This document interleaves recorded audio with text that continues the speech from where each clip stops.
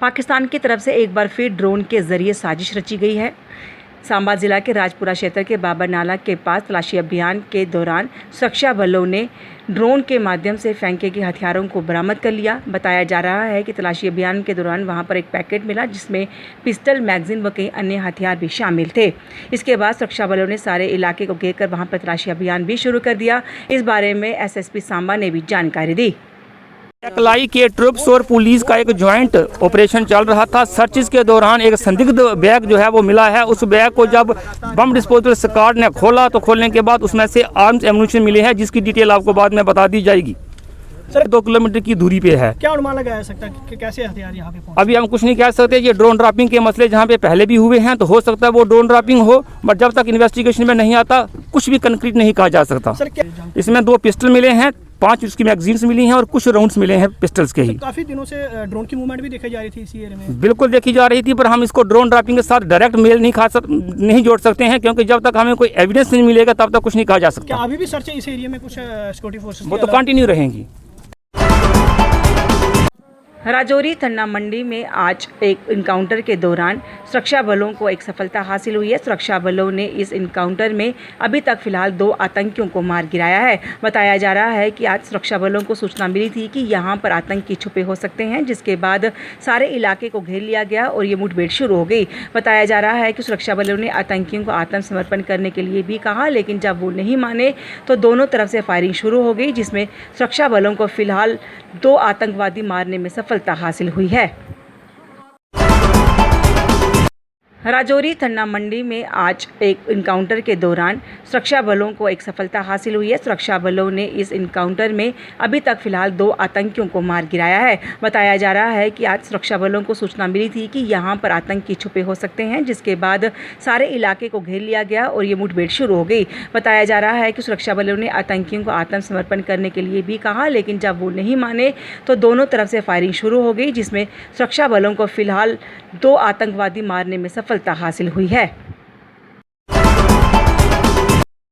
शिक्षा विभाग के सीपीडब्ल्यू वर्कर्स ने आज श्रीनगर में अपनी मांगों को लेकर प्रदर्शन किया। उन्होंने मांग की कि जल्द से जल्द जम्मू कश्मीर में भी मिनिमम वेजेस एक्ट को लागू किया जाए, ताकि उन लोगों को परेशानियों का सामना ना करना पड़े और उनकी वेजेस भी समय पर मिलती रहे।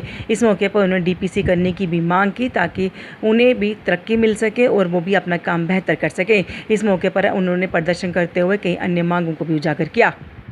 अपील करना चाहता हूं, हम जैसे गरीब मुलाजिम हैं, स्कूलों में हम काम करते हैं, सीपीडब्ल्यू करते हैं काम। हम 500 से लेकर 1000 रुपये तनख्वाह ले रहे थे, लेकिन 2017 से हमें महकमे ने वो हमें बंद किया है। बोला आपको 225 रुपये के हिसाब से तनख्वाह दे देंगे, जिसकी 2 बार बजट भी बनी हुई है, लेकिन बदकिस्मती की आलम देखो आज तक वो हमें रिलीज नहीं हुआ है। हम अपील करना चाहते हैं, अपील 4 खुदा मेहरबानी करके हमारे हक में मिनिमम वेज एक्ट के हिसाब से तनख्वाह रिलीज किया जाए, और जो बाकी हमें SRO 308 के तहत 50% कोटा मिलता है हर एक डिस्ट्रिक्ट में, लेकिन हमारे जो पोस्ट है ऑलरेडी फ्रीज कर दिया है उन्होंने, उधर पोस्ट ही नहीं है। अब डायरेक्ट स्कूल एजुकेशन का हम बहुत शुक्रगुजार है, उसने हमारा एक ऑर्डर निकाला है, सीओ साहिबान को हिदायत दी थी कि आप डीपीसी करो, इन सीपीडब्ल्यू को मसला एंड करो, हल करो। लेकिन बदकिस्मती है कुछ सीओ साहिबान उसमें लेतलाल करते हैं, आजकल करते हैं। कुछ सीओ साहिबान का हम शुक्रगुजार हैं जिन्होंने इस पर काम शुरू किया है।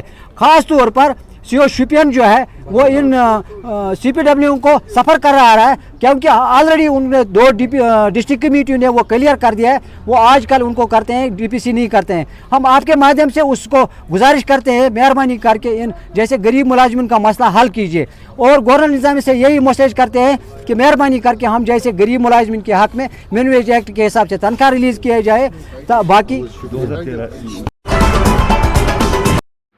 कई ऐसे लोग जिनके गन लाइसेंस अभी तक रिन्यू नहीं हो पाए हैं, उन्होंने सरकार से अपील की है कि जल्द से जल्द गन लाइसेंस को रिन्यू किया जाए, ताकि वो भी अपना काम कर सके। उन्होंने कहा कि कुछ समय पहले फेक लाइसेंस के मामले सामने आए थे, जिसके बाद अभी तक कई जायज़ लोगों के भी अपने गन लाइसेंस रिन्यू नहीं किए गए हैं, जिससे उन्हें कई तरह की परेशानियों का सामना करना पड़ रहा है। उन्होंने मीडिया के माध्यम से जल्द सरकार को इस ओर कदम उठाने की अपील की और उनके गन लाइसेंस को रिन्यू करने की मांग भी की। जी sir, good name? Kuldeep Mehta. कहाँ के रहने वाले हैं आप? मैं कच्ची छवनी टांगा वाली गली रहता हूँ। मैं महल्ला प्रेसिडेंट हूँ जहाँ का। तो क्या दिक्कत आई आज प्रेस कॉन्फ्रेंस करने की? दिक्कत ये आई कि मैंने 1995 का मेरा जो है आर्म्स लाइसेंस बना हुआ है। तो 1995 के बाद 5-6 बार मेरा जो लाइसेंस है वो मतलब रिन्यूअल टाइम टू टाइम होता रहा। लेकिन 2017 के बाद कुछ लाइसेंस जो हैं वो फेक लाइसेंस बने हुए थे। तो मतलब उसमें जो है उनके कारण हम लोग भी सफ़र कर रहे हैं, और भी काफ़ी इन्होंने फाइलें तैयार की हुई हैं। काफ़ी लोग हैं जो मतलब चक्कर पे चक्कर जो मतलब जो है डिपार्टमेंट ऑफिस के लगा रहे हैं। तो हम जो है मतलब इतनी हमें हो गई कि आज आपको हमने तकलीफ़ दी कि मतलब इतना हरासमेंट कर रहे हैं कि हमारा लाइसेंस जो है 2017 के बाद रिन्यूअल नहीं हो रहा है। तो हम कंसर्न डिपार्टमेंट से या एलजी साहब से प्रार्थना करते हैं कि कम से कम इस डिपार्टमेंट की तरफ गौर ध्यान दें कि आम जनता जो है इसके मतलब जो है कितना सफ़र कर रही है। अकेले आप ही हैं या कोई हो? नहीं, और भी काफ़ी फाइलें हैं जम्मू शहर में, काफ़ी फाइलें हैं। और मेरा तो मतलब जहाँ का जम्मू जो है डीसी ऑफिस का बना हुआ लाइसेंस है। तो उसमें मैं तो ये पूछता हूँ कि हमारा क्या कसूर है? जो फेक लाइसेंस बने हैं उनको आप कैंसिल कीजिए, जिनके जो है प्रॉपर जो है सिस्टम के तहत बने हुए हैं उनको तो रिन्यूअल कीजिए। और बार बार हम चक्कर लगाते रहते हैं तो हमें बोलते हैं कि आपकी एनओसी मंगवाएंगे। एक साल के लगभग हो गया। इन्होंने हमें एक छोटी सी रसीद भी दी हुई है, ये वाली रसीद है कि आपकी फ़ाइल पड़ी हुई है, तो हम इसकी एनओसी लेने के लिए उधर चंडीगढ़ जाएंगे। और ना ये जाते हैं ना कुछ है, मतलब बात पे बात बना के तो हमें बेवकूफ़ बना के जो है मतलब भेज देते हैं। पिछले दिनों 42-43 टेम्परेचर था, और मेरी जो है 60 साल के ऊपर मतलब जो उम्र है इस वक्त लगभग मतलब 61 प्लस हो, तो मतलब जो है बस हो जाती है इतनी गर्मी में जो हम ऑफिस के चक्कर लगाएं। तो मैं तो जो है हमारे एलजी साहब नोहाटा श्रीनगर में जामिया मस्जिद में आज काफ़ी समय के बाद जुम्मे की नमाज़ अदा की गई और इस मौके पर नमाज़ अदा करते हुए कोरोना की हिदायतों का भी पालन किया गया। गौरतलब है कि काफ़ी समय से कोरोना के चलते यहां पर नमाज़ अदा करने की इजाज़त नहीं दी जा रही थी।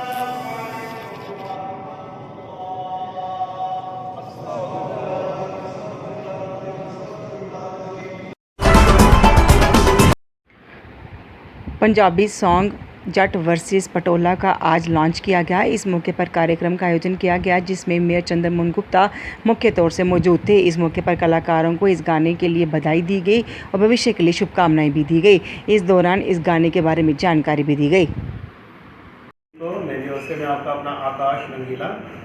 आज हमने एक गाना रिलीज़ किया है जो कि मेरा नया गाना है, जट सिंपल एंड पटोला, और बहुत ही बेहतरीन ये गाना है। मेरी आप सबसे जो भी हमें देख रहे हैं, जो भी हमें सुन रहे हैं, उनसे ये मेरी गुजारिश रहेगी कि आप बहुत सारा प्यार दें। हम आपके अपने जम्मू के आर्टिस्ट हैं और जम्मू के आर्टिस्ट को आप ज़रूर प्यार दें। और इस गाने में जो मेन लीड जो किरदार निभाया है एक्टिंग में अर्पिता अब्रोल जी हैं। तो इन छोटे छोटे बच्चों ने भी एक्टिंग की है उसमें, तो बड़ा मज़ा आएगा आपको देखने में। और मैं चाहूँगा कुछ अर्पिता भी अगर बोलना चाहें तो। नमस्ते, मैं आपकी अर्पिता अब्रोल। मेरा नया गाना आज रिलीज़ होने जा रहा है, Punjabi song Jatt simple and Patola. आप सब जाके उसे देखिए, लाइक कीजिए, कमेंट कीजिए, शेयर कीजिए और हमें इसी तरह मोटिवेट कर दीजिए और ज़रूर देखिए। और जगती पंचायत के लोगों ने आज आईआईटी के खिलाफ प्रदर्शन किया। इस मौके पर पंचायत की सरपंच आवा जम्बाल भी मौजूद थी। उन्होंने कहा कि यहां पर सिक्योरिटी विंग में स्थानीय युवाओं को ही रोज़गार देना चाहिए, लेकिन फ़िलहाल अभी ऐसा नहीं हो पा रहा है। उन्होंने इस दौरान कहा कि जल्द से जल्द उनकी मांग पूरी होनी चाहिए और स्थानीय लोगों को ही रोज़गार मिलना चाहिए ताकि यहाँ के स्थानीय लोगों को रोज़गार मिल सके और उन्हें फ़ायदा भी हो सके। इस मौके पर उन्होंने कई लोगों पर दुर्व्यवहार करने का भी आरोप लगाया और कहा कि इस तरह का व्यवहार स्थानीय लोगों के साथ बर्दाश्त नहीं बेटी किया बनी है, जाएगा। सर, इनका मेन यही होता है, जो भी टेंडर आता है बोलते हैं हमें लोकल नहीं चाहिए। लोकल क्यों नहीं चाहिए सर? लोकल कौन सी इनसे बड़ी पोस्ट मांग रहे हैं? 4th क्लास में ये लगा नहीं सकते। सिक्योरिटी में बच्चे काम कर रहे हैं, वो भी करने नहीं देते हैं। छोटे छोटे बहाने ढूंढते हैं उनको निकालने के लिए। सर मेरा बेटा यहाँ लगा हुआ था, इन्होंने पीछे वाली पोस्ट पे उसकी ड्यूटी लगाई थी और उसकी पोस्ट में सांप घुसा था। सर उसने अपने सुपरवाइज़र को फ़ोन किया, सर सांप घुसा हुआ है, तो उन्होंने बोला कि सांप निकालो, अंदर नहीं घुस जाए। पीछे से कुछ लड़के पीर बाबा चले गए। हमें खुद नहीं पता कि वहाँ कोई पीर बाबा की जगह नहीं, इन्होंने बताया था सिक्योरिटी वालों को कि वहाँ कोई पीर बाबा की जगह, वहाँ जाना नहीं जाने देना, ना कोई नोटिस लगाया। सर उस बात को हुए 1 हफ्ता हो गया। 1 हफ्ते के बाद इन्होंने बेटे को निकाल दिया, उस लड़के को। तो 2-3 बार मैं इनके पास आई, मैंने रिक्वेस्ट भी की, सर बच्चे को पता नहीं था, चलो माना उसकी गलती है, लेकिन 1-2 बार वार्न तो किया जाता, वार्निंग तो दी जाती है। एक बार में ही उसको निकाल दिया। उसने कौन सा इतना बड़ा गुनाह कर दिया था? सर आपकी क्या डिमांड है? सर मेरी यही डिमांड है कि इन्होंने बड़े बच्चे निकाले हुए, 1-2 नहीं निकाले हुए, जो 12th पास है वो सारे निकाले हुए हैं। कहाँ किसमें लगे? लोकल है सर, सिक्योरिटी में लगे हैं। क्या लोकल जहाँ के सिक्योरिटी भी नहीं कर सकते हैं? 12th पढ़े हुए बच्चे हैं जिनको इन्होंने निकाला है। इसी वजह से बच्चे परेशान होकर, सर कोई नशा कर रहा है, कोई कुछ कर रहा है, तो अगर ये यहाँ लगा ले बच्चों को, कम से कम सेफ तो रहेंगे बच्चे। तो मैं 2-3 बार आई हूँ सर इनके पास रिक्वेस्ट करने। मेरा बच्चा इतना डिप्रेशन में चला गया था सर, 1 महीने से मुझे पता मैं अपने बच्चे को कैसे हैंडल कर रही हूँ। क्या इनका फ़र्ज़ नहीं बनता? मैं 2-3 बार आई हूँ उनके पास, मैंने रिक्वेस्ट की है इनसे कि सर हाँ, उसकी कोई गलती नहीं है। मैं मान भी लेती हूँ कि गलती है, कंपनी वालों ने रिटर्न में भी उससे लिखवा के ले लिया, बिना गलती किए भी। तब भी मेरे बेटे ने लिख कर दिया कि ठीक है मैं मानता हूँ कि मेरी गलती है। उसके बावजूद भी सर कंपनी वाले लगाते हैं, ये लोग नहीं लगाते हैं। बोधराज और राठौर इन्होंने गंद डाल के रखा हुआ सर अंदर। कंपनी वालों का इनका यही ख्वाहिश है, इनकी यही मर्जी है, यही चाहते हैं कि ये टेंडर कैंसिल हो। टेंडर क्यों कैंसिल हो? क्योंकि उन्होंने खुद भर्ती किए हुए हैं। ये चाहते हैं कि हम खुद भर्ती करें और खुद खाएं पैसा। मैं यहाँ हाउसकीपिंग में काम करती थी। मैं प्रेग्नेंट थी, प्रेग्नेंट हालत में यहाँ काम किया था। मुझे डिलीवरी के लिए छुट्टी चाहिए थी। ओएसडी की परमिशन ली थी, उन्होंने दी थी कि आप छुट्टी लो, उसके बाद छुट्टी डिलीवरी के बाद आप वायदा यहाँ आ सकते हो। मैंने राकेश से कहा, राकेश सर रोज़ मेरे पे आ जाता था, आप छुट्टी लो छुट्टी लो। मैंने कहा सर अभी मैं कंफर्टेबल हूँ, मुझे कोई ज़रूरत नहीं है। दिसंबर पे मेरी ननद की शादी थी, तो मैंने सर से कहा सर मैंने 1 महीने में कोई छुट्टी नहीं ली है, क्योंकि राकेश कौन है? राकेश हमारा सुपरवाइज़र है, वो वहाँ पे पीछे खड़ा है। मैंने उनसे कहा कि सर मैंने 1 महीने की कोई छुट्टी नहीं ली है, जो आप 1 छुट्टी हफ्ते की देते हो, मैंने वो नहीं ली है। वो मेरी 4 छुट्टियाँ बनती हैं, तो मुझे उसके बदले में मुझे ननद की छुट्टी चाहिए उस पर। तो उन्होंने बोला ठीक है आप लो। मैं जब छुट्टी शादी पे गई 1 दिसंबर को, उसके बाद मैं 2 को वापस आ गई, जबकि मेरी 4 छुट्टियाँ थी। मैं फिर भी 2 को पहली को गई, 2 को मैं यहाँ वापस आई। सुबह अपने टाइम पे यहाँ 7:30 बजे पहुँच गई थी। 8 बजे हमारी यहाँ पे ज्वाइनिंग ड्यूटी की होती है। मैं 7:30 यहाँ पहुँची। राकेश ने बोला आप घर जाओ। मैंने बोला सर मैं ऐसा कुछ नहीं हुआ था बात में, मैंने तो छुट्टी ली थी, तो आप मेरी ज्वाइनिंग, मैं तो अपनी ड्यूटी पे आई हूँ। नहीं आप प्रेग्नेंट हो, आपको कल कुछ हो गया। तो मैंने बोला सर मैंने उसके बदले में आपको 4 एप्लीकेशन आपने मुझसे लिखाई है कि इसके बदले में मैंने दिया था कि अगर कल को यहाँ IIT में मुझे कुछ होता उसकी रिस्पॉन्सिबल मैं खुद हूँ, तो फिर ये क्या है? सर इन्होंने बोला नहीं कोई बात नहीं, आप लो हम आपको रख लेंगे। फिर मैं अपने केयर टेकर सर के पास गई, उन्होंने बोला पूनम इस पर मुझे भरोसा नहीं है, हम खुद प्राइवेट पे हैं, तो आप देख लो। मैं सुनील के पास गई, जो हमारा इंचार्ज है हमारे यहाँ के गांव का, ये चाचा ही लगता है। तो मैंने उनको बोला कि सर चाचो आप देख लो क्या है यहाँ का। उन्होंने बोला आप पूनम तू एप्लीकेशन दे, यहाँ पे ऐसे छुट्टी मत लेना। मैंने एप्लीकेशन दी, मैंने उसको बोला आप इसको समझा दो। उसने राकेश को समझाया कि यार इसकी जगह नहीं रखना किसी को भी, तू कर ले जैसे करना है। इन्होंने रजामंदी में एप्लीकेशन में खुद राकेश ने साइन किए। मेरे पास का इस बात का सबूत भी था कि मैंने तो वायदा एप्लीकेशन देके छुट्टी ली है, ठीक है। तो मेरी ज्वाइनिंग डालना इनका फ़र्ज़ बनता था। मैंने अपने टाइम पे 29 मार्च को इनको कॉल करके बोला सर मेरी ज्वाइनिंग है 1 अप्रैल को मैं आऊँ। इन्होंने बोला आपके लिए वैकेंसी नहीं है, आप घर जाओ बैठो। मैंने यहाँ पे आई, मैंने बात की, बहुत जो है देसराज सर हैं, उन्होंने मुझे कहा कि आप यहाँ नहीं अंदर एंट्री नहीं करने देनी है। मैंने बोला सर मुझे सर से बात करनी है, मुझे अंदर बुलाया गया है, मुझे एक्चुअली यहाँ पे बुलाया ही था किसी ने, तो मैं आई थी, मुझे सर से बात करने के लिए बुलाया गया। उन्होंने बोला अगर डायरेक्टर भी बुलाएगा हम तब भी नहीं आपको जाने देंगे। तो मैंने सीधा ही उनसे गुस्से में ऐसे बोल दिया, मैंने बोला सर आपको राकेश ने ही बोला हुआ है कि पूनम को अंदर नहीं आने देना है, आप जो भी समझना चाहते हो समझ लो। हम विजयपुर में बिजली की केबल में आग लगने के चलते वहां पर एक दुकान में भी से आग लग गई और उस पर काफ़ी नुकसान पहुंचा। दुकानदार का कहना है कि आग लगने से उसे काफ़ी नुकसान पहुंचा है। वहीं इसकी सूचना तुरंत पुलिस को दी गई, जिसके बाद पुलिस ने मौके पर पहुंचकर जायज़ा लिया और इस मामले में मामला भी दर्ज कर लिया। नमस्कार सर। हाँ जी नमस्कार सर। नमस्ते नमस्ते। देखिए आप सब लोग बहुत बढ़िया खेले हैं। आपने इतना पसीना बहाया पिछले 5-6 साल से, सब कुछ छोड़ छाड़ करके आप इसी में एक साधना कर रहे थे। आपका पसीना बदल नहीं ला सका, लेकिन आपका पसीना आज देश की करोड़ों बेटियों की प्रेरणा बन गया है। और मैं टीम के सभी साथियों को और आपके कोच को सबको बधाई देता हूं। Thank you sir, thanks a lot. आपने इतना इनकरेज किया हमारी टीम को, so thank you so much. और निराश बिल्कुल नहीं होना है। अच्छा, मैं देख रहा था नवनीत की आंख पर कुछ चोट आई है। हाँ जी, कल उसको चोट आई थी, उसको 4 स्टिचेस लगे हैं। तो अरे बाप रे, मैं देख रहा था उसको काफी, अभी ठीक है, उसकी आंख को तो कोई तकलीफ नहीं हुई है ना?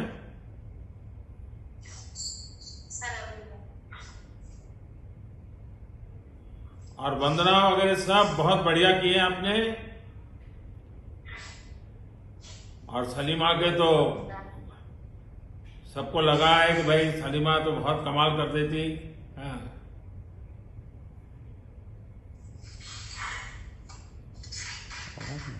Sir thank you so much. आप लोग रोना बंद कीजिए, मेरे तक आवाज आ रही है। देखिए, देश आज आपका पर गर्व कर रहा है। बिल्कुल निराश नहीं होना है। और कितने दशकों के बाद हॉकी भारत की पहचान फिर से एक बार पुनर्जीवित हो रही है, आपके लोगों की मेहनत से हो रही है।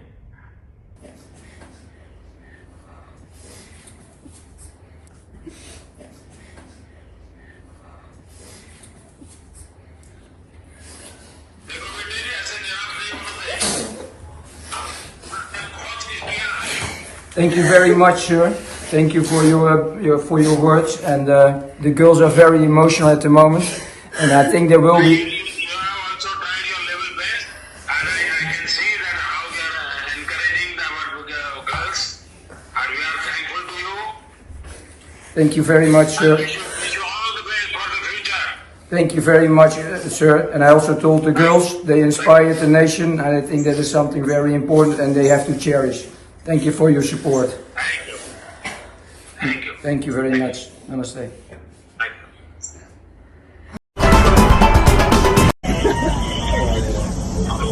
नमस्कार सर। बहुत बधाई। Thank you so much sir, thank you sir.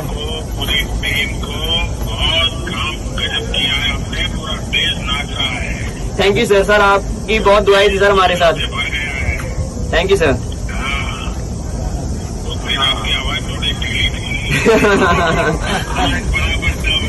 Sir आपका जो मोटिवेशन था वो काफी काम किया सर हमारी टीम के लिए। आप लोगों की मेहनत काम कर रही थी। Thank you sir. और पीयूष जी ने भी बहुत मेहनत की आप सबके साथ। बिल्कुल सर। तो मेरा तरफ से सभी खिलाड़ियों को बधाई दे देना भैया। थैंक यू सर, मैं दे दूंगा सर। 8-15 अगस्त को मिल रहे हैं, मैंने सबको बुलाया है, तो उस दिन मिलेंगे हम लोग। जरूर सर। पीयूष जी है क्या वहाँ? हाँ जी सर, है साथ में है सर। जी सर नमस्कार। बहुत बहुत धन्यवाद सर। उस दिन आपने जो प्रोत्साहन दिया था ये उसी का कमाल है। जी बहुत बहुत धन्यवाद मोदी जी आपका। और मोदी जी मेरे साथ में चीफ कोच भी है ग्राहम रीड, आप उनसे अगर बात करना है। जी लीजिए। Hello sir. I hope we have made you proud. Thank you. Thank you, sir. It's fantastic, huh? They have. Thank you. It's so good to see. It's so good for India, huh?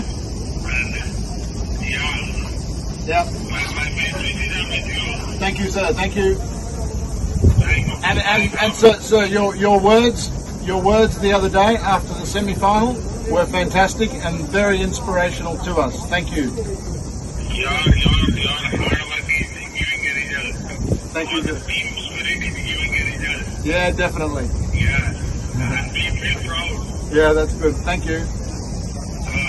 बहुत बहुत धन्यवाद sir, बहुत बहुत धन्यवाद sir, प्रणाम sir, प्रणाम।